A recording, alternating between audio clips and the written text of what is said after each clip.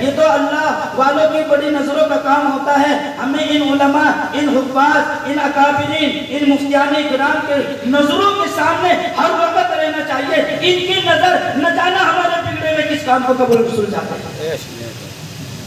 और आप जानते नहीं, मैं जानता नहीं, अगर मैंने और आपने इन इमामों से, इन आलिमों से, इन हाफिजों से, इन अल्लाह वालों से अगर एक बार मोहब्बत की नजर से एक मुसाफा यूं कर लिया और यूं गोली भरकर मांगा कर लिया और किसी ने अगर माथे पर बोसा ले लिया तो उन्हें ऐसा महसूस होता है कि शायद ये मुझसे बेइंतहा मोहब्बत करते हैं। जब वो रात को अपनी तहज्जुद की नमाज में उठते हैं, इशराक चाँद की नमाज में हाथ उठाकर अल्लाह से अपने लिए दुआ मांगते हैं, उस वक्त में ये कहते हैं, ऐ रब्बे करीम, ऐ रब्बे जुल जलाल, वो बंदा मेरे से बड़ी मोहब्बत करता है। कभी मेरे लिए खाना लेकर आता है, कभी मेरे लिए घर से बगैर के चाय लेकर आता है, कभी मुझे आकर मुझसे मुसाफा करता है, कभी मेरा मुआनका करता है। या अल्लाह, तू जानता है कि वो मुझसे मोहब्बत करता है। या अल्लाह, उसके उलझे हुए कामों को सुलझा दे। हम अपने घरों में बिस्तरों पर लेटे हुए हैं, मीठी नींद सो रहे हैं, वो तहज्जुद मोड़ करके मेरे और आपके लिए दुआएं कर रहे हैं। तो हम सबको चाहिए कि अपने आलिमों से, अपने हाफिजों से, अपने इमामों से, अल्लाह वालों से दुआएं लेते रहना चाहिए कि नहीं लेते रहना चाहिए? लेते रहना चाहिए। हाथ उठाकर बताएं तो बोल लेंगे इंशाअल्लाह, सभी लेंगे इंशाअल्लाह। माशाअल्लाह, सभी को अक़ीदत होनी चाहिए। ये हमारे जो अल्लाह वाले होते हैं, हाफिज़े कुरान होते हैं, हमारे जो आलिम होते हैं, ये वाकई बड़े बड़े लायक होते हैं, बेइंतहा। बहुत ही इनके हाथ और कदम इतने मुबारक होते हैं कि हर वक्त वज़ू से रहते हैं, हर वक्त इनकी दुआएं कबूल होती हैं। अल्लाह इनके ऊपर सबसे ज़्यादा नजर रखता है, इनसे सबसे ज़्यादा मोहब्बत करता है। बस नौजवानों, एक वाक़या और बयान बतला दूँ, उस वो नौजवानों के ताल्लुक से है और हमारे बुजुर्गों के ताल्लुक से भी है। हमारे जो माँ बाप और बूढ़े और सफ़ेद दिहाड़ी वाले और वो आज जो परेशान हैं आलो औलाद से, वो इस कदर रंजीदा हैं कि जिस औलाद को बड़े लाड और प्यार से पाला है और अल्लाह से बड़ी खुशामंदी कर करके मांगा है। किसी के 4 बेटियां हो गई, दुआ की है, अल्लाह एक डांटला तो दे दे, एक बेटा दे दे, और नहीं मांगूंगा। कभी खुद दुआएं करी, कभी यारों से कराए, कभी फकीरों से कराए, कभी दोस्तों से कराए, कभी अल्लाह वालों से कराए, कभी इमामों से कराए, कभी हाफिजों से कराए, न जाने किस किस से, यारों रिश्तेदारों से कराए। भाई दुआ करे अल्लाह हमें एक बेटा दे दे, हमारा घर बच जाए, हमारा भी घर हरा भरा हो जाए। एक औलाद के लिए किस तरीके से परेशान होते हैं। तो सुनिए, एक औरत जिसका एक बेटा, इकलौता बेटा है, जवान हो गया, उस बच्चे को किस तरह पाला होगा। बाप का साया बचपने में खत्म हो गया। बाप माँ ने किस किस तरीके से भीख मांग करके, किसी के बर्तन धो करके, किसी के घर में झाड़ू लगा करके उसकी तमाम जरूरतों को पूरा किया होगा। जब वो नौजवान बड़ा हो जाता है, बाप का साया सर पे पहले से नहीं था, उसको ऐसी आदत लग गई, नौजवानों में बैठने लगा, यारों में बैठने लगा, गलत आदतों में, गलत सोसाइटियों में बैठने लगा और हाल ये हो गया कि नशे का आदी हो गया। घर पर देर सवेर से आता, उस नौजवान की शादी हो गई, बच्चा अभी कोई नहीं था, घर में एक बीवी और एक माँ रहती थी। एक रोज वो घर से निकल गया और इतनी ताकीर हो गई कि घर पे आया नहीं। माँ बेचारी तो माँ होती है, माँ तो माँ ही होती है। अरे माँ का कलेजे से पूछ कर देखो, वो अपनी आंख के सामने अपने बेटे के एक थप्पड़ लगना बर्दाश्त नहीं कर सकती, एक उंगली में कांटा लगना ये बर्दाश्त नहीं कर सकती। उसने तो उसको इस तरह पाला है, टीले में खुद सोई, सूखे में उसे सिलाया है, उसने सर्दी के पड़ते हुए बर्फ के मौसम में उसको कपड़ा उड़ाया, खुद नंगी रही है। अल्लाह से अल्लाह जानता है, वो जानती है कि किस कदर उसने बच्चे को मेहनतों से पाला है। वो नौजवान है, यारों की यारी में लग गया। एक रोज घर आने पर देर हो गई, यारों ने रोक लिया, और यार आजा, 2-4 जाम पी जा। अरे चला जाना, कोई बात नहीं। बस वहां शराब की घूंटे मार ली, अब मार करके घूंटे झूमता हुआ घर की जानिब चल दिया। चला जा रहा है, चला जा रहा है, कभी इधर को गिरे, कभी इधर को गिरे, और बूढ़ी माँ बेचारी खुटलिया पर पड़ी हुई सोच रही है, आज मेरा बेटा पता ना जाना कहाँ रह गया। आज उसको जरूर, आज जरूर उसको 2-4 थप्पड़ लगाऊंगी। वो कभी आधी रात आता है, कभी 10-11 बजे आता है, आज उसको 2-4 थप्पड़ लगाऊंगी। लेकिन उसे नहीं पता था कि तेरे साथ में आज क्या होने वाला है। वो नौजवान जब घर पहुंचा, जाकर उसने दरवाजा खटखटाया। माँ अपनी खुटलिया पर से उठकर जल्दी से दरवाजे पर पहुंची और जाकर के दरवाजा जब खोला तो उस माँ ने उस नौजवान का यहाँ से यूं गिरबान पकड़ा और पकड़कर यूं हिलाया और वो छिटका। तो उसने कहा, अरे कमबख्त, तू इस बूढ़ी माँ को कब तक सताता रहेगा? मुझे तेरे बगैर नींद नहीं आती, मुझे तेरे बगैर चैन नहीं आती। जब तक तू घर में नहीं आता मुझे नींद नहीं आती। बस इतना कहना था। उस नौजवान ने नशे की हालत में वो अमल किया जिसको तारीख फरामोश नहीं कर सकती। आसमान खिलने लगा, फरिश्ते चीखने लगे। उस नौजवान ने अपनी माँ के मुंह पर ऐसे जोर से थप्पड़ मारा कि बूढ़ी माँ उधर जाकर पड़ी। जब धम से उधर जाकर पड़ी, बीवी कमरे से तोड़कर आई और देखा कि माँ उधर पड़ी है। बड़ी परेशान हुई, माँ को उठाकर माँ के कमरे में उसकी खुटलिया पर जाकर लिटाकर आ गई। उस नौजवान का हाथ पकड़कर अपने कमरे में ले गई और उसे वहाँ चारपाई पर लिटाकर एक चादर लेकर और माँ को उड़ाने के लिए आई। अपनी सास को गोया के उड़ाने के लिए आई। जब लेकर आई, माँ को चादर उड़ा रही थी तो पता है क्या माँ कह रही थी? माँ यूँ कह रही थी, खुदाया ऐसी औलाद से तो बे औलादी ही अच्छी थी। और यूँ कह रही थी, खुदाया मैं सुबह को किसको मुंह दिखाऊंगी? अगर किसी को पता चलेगा अकेला एक बेटा है, उस बेटे ने ये अमल किया है, खुदाया या तो सुबह का सूरज देखना इसे नसीब ना हो या सुबह का सूरज देखना मुझे नसीब ना हो। ऐसी बद्दुआ दे रही थी। जब बीवी ने ये अल्फाज सुने, जरा कान और नीचे को करे और कान मुंह के करीब लगाकर सुना तो माँ यूं कह रही थी, खुदाया ऐसी औलाद को मेरे जनाजे का कंधा नसीब न हो। बीवी ये बात सुनकर अपने कमरे में चली गई, जाकर लेट गई, नींद आ गई, सो गई। सुबह होती है, इस नौजवान का नशा खत्म होता है, ये बिल्कुल अपने होशो हवास में आ जाता है। जब ये होशो हवास में आ गया, इसकी बीवी ने कहा कि तुम्हें पता है रात तुमने क्या करा? कि क्या करा? कि तूने अपनी माँ के मुंह पर थप्पड़ मारा। क्या? अच्छा, मैंने अपनी माँ के मुंह पर थप्पड़ मारा है? कि हाँ, तूने अपनी माँ के मुंह पर थप्पड़ मारा। कि चलो कोई बात नहीं, मैं माँ से जाकर के माफी मांग लेता हूँ। माँ से माफी मांगने के लिए माँ के कमरे में दाखिल होता है। पैर का यहाँ से अंगूठा पकड़कर और यूं हिलाकर आवाज लगाता है और कहता है, अम्मा। बड़ी प्यार से कहता, अम्मा। माँ बोली नहीं। सोचा कि गुस्से में हो रही है, मुंह की जानिब गया, सिरहाने की जानिब जाकर के मुंह माँ के मुंह पे से जैसे ही चादर उठाता है तो क्या देखता है कि खुदा पाक की कसम उसकी माँ इस दुनिया से चली जाती है। अल्लाह अकबर। माँ दुनिया में नहीं थी, सुबह का सूरज देखना नसीब ना हुआ। ये तो मरा नहीं, माँ इस दुनिया से चली गई। क्यों? अल्लाह को अभी से दुनिया के अंदर मजा चखाना था, अजाब में मुब्तला करना था।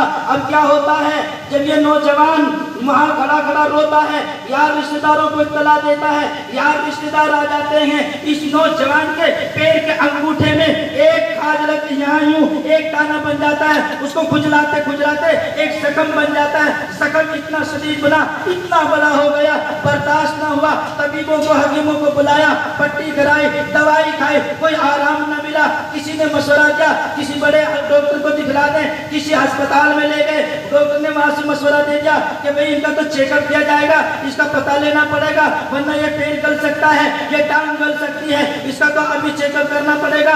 बस उसको वहीं दाखिल कर दिया और यार रिश्तेदारों ने माँ को कपना दफना भी किया। माँ के जनाजे का कंधा भी इकलौते बेटे को नसीब न हुआ। ऐसी बद्दुआ नहीं।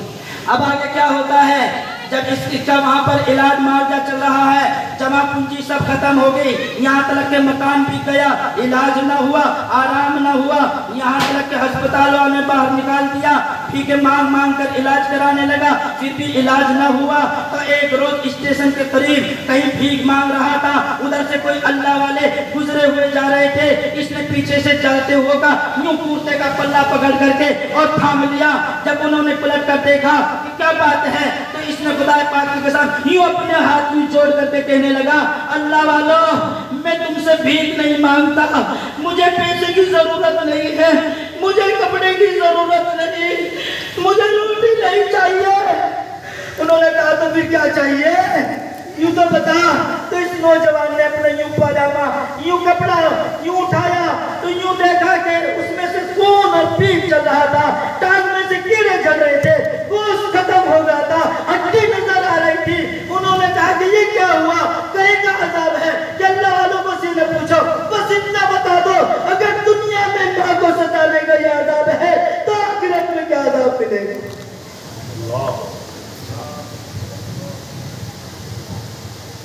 अरे नौजवानों, क्या समझते हो इन माँ बापों को, है?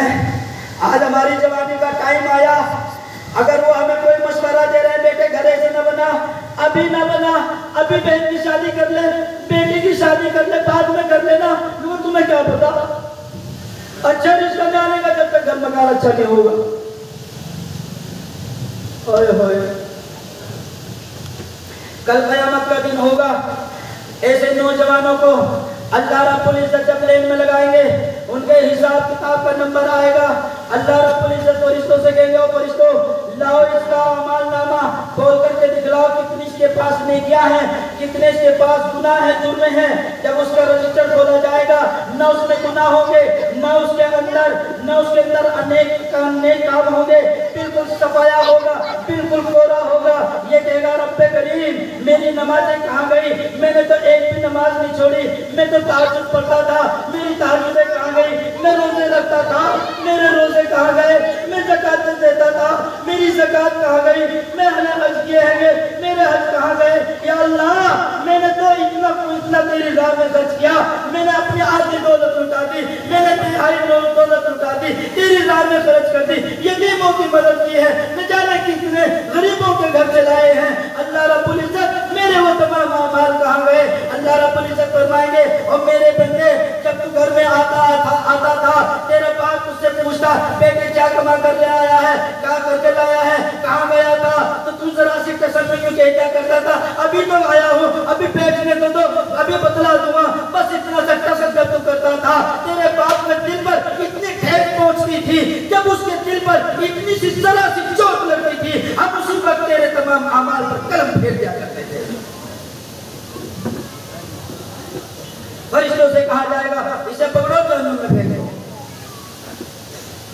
हाय हाय नौजवानों, आज मेरे और आपके दोस्त आ जाएं, मेहमान आ जाए, 500 रुपए खर्च, कोई यार आ जाए, अभी 1 लीटर वाली नहीं 2.5 लीटर वाली बोतल खोल करके उसकी दोस्तानी में उसको अभी खर्च कर देंगे।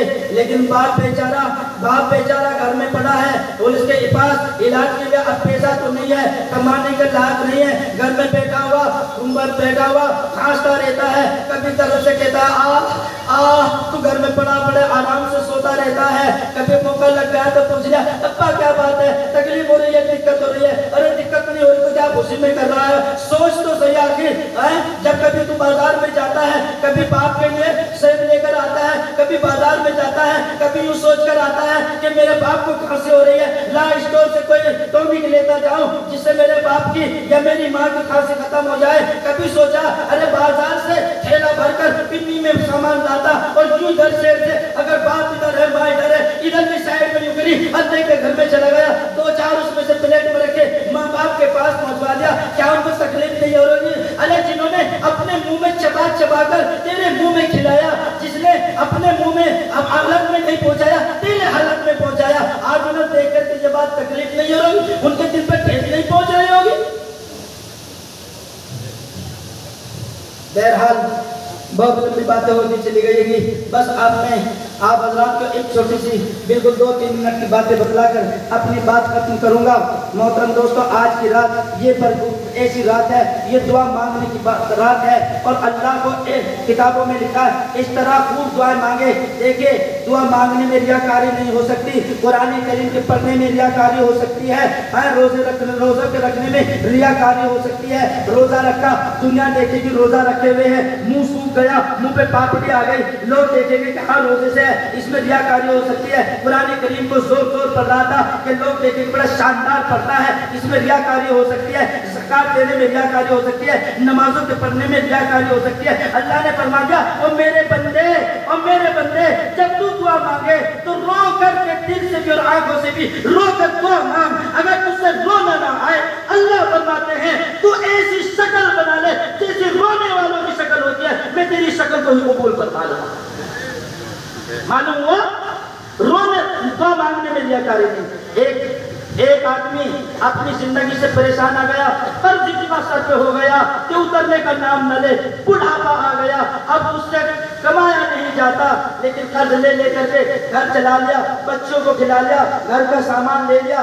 कर्ज वालों ने आकर तकाजे शुरू कर दिए और यूं कहना शुरू कर दिया, देखो जी बात सुनो, हमें नहीं पता, हमें अपने पैसे चाहिए, अपनी रकम चाहिए। ये एक रोज तक आकर के अपने घर से निकल कर कहीं चल गया और किसी दूर जगह पर चला गया, वहां पर ठहरने का इंतजाम तो नहीं था। इसने देखा कि एक मस्जिद है, मस्जिद का दरवाजा खुला हुआ है, ये मस्जिद में चला गया, वजू करके अल्लाह के सामने 2 रकात पढ़ करके और सजदे में पड़ गया और रोता रहा और कह रहा था, या अल्लाह या तो कर्जे का इंतजाम कर दे या तो वो लौट दे।